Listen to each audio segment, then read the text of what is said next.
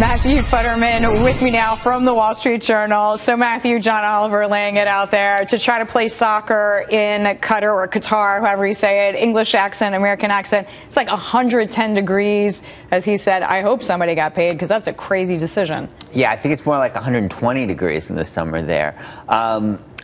You know, that's the interesting thing that comes out of today, where you have all these people arrested in Switzerland and all of these charges. I think a lot of people were looking for two things to come out of all of this.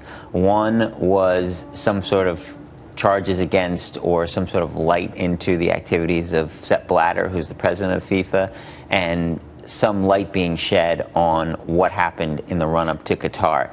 Neither of those are in any of these indictments. Yeah, I was just going to say, because by many people's accounts, he's really at the heart of the matter and has been for a really long time. Yeah, I mean, he's been the president since 1998, so he sort of runs everything. Having said that, a lot of these allegations that are in the indictments focus on the soccer business in North and South America. And someone in Switzerland, even if they are the president, doesn't necessarily have sort of oversight over how the regional tournaments are run. And I saw there was a fairly civilized arrest. In other words, people could go get their luggage. It was quiet. They were in a hotel. It was through a side door. It wasn't at all abrupt. Well, these aren't necessarily the people who are going to, resist arrest for the most part, or cause too much of a ruckus. So I imagine that's probably what the security forces in Switzerland were expecting, and usually what I think you get when you're talking about this